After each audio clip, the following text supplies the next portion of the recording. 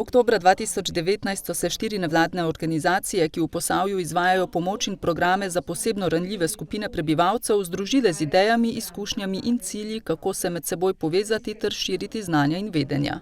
S programom in vsebinami so se prijavile na javni razpis Ministrstva za javno upravo in k sodelovanju povabile še 2 zavoda. V konzorcij smo se pravzaprav povezali zato, ker smo na področju Posavja se nekako prepoznale 4 močne nevladne organizacije in vsaka je za svojimi vsebinami nekako nadgradila svoje delo, tudi določene vsebine, znanja in pa izkušnje prenesla na druge organizacije, sodelujoče v konzorciju, in pravzaprav s tem smo vse organizacije pridobile neko večjo vrednost. Povezovali smo se z številnimi vladnimi in nevladnimi organizacijami, omenil bi podporo občin v Posavju, zelo nam stoji ob strani, z javnimi organizacijami, kot so centri za socialno delo, Zavod za zaposlovanje, mladinski centri, odlično sodelujemo. V zavodu Lia Media so v okviru projekta izvajali tedensko filmsko točko.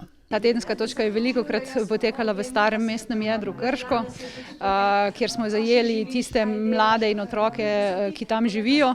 Prihajali so pa tudi z drugih delov Krškega, občasno so jih pa starši celo pripeljali iz kakšnega drugega kraja.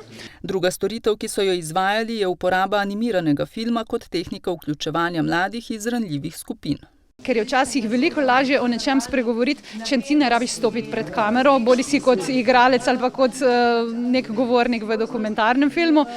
In je včasih lažje prek nekega izmišljenega lika povedati neko zgodbo, nekaj, kar te mogoče teži ali pa s čim se kot mladostnik ukvarjaš, kaj ti je pomembno v tistem trenutku. Eden od ciljev konzorcija je bil tudi raziskati potrebe ranljivih ciljnih skupin v Posavju. Analiza je med drugim pokazala, da je treba dostopati do ljudi na podeželju. Da tudi oni potrebujejo programe za večjo socialno vključenost, za več družabništva. Potrebna je tudi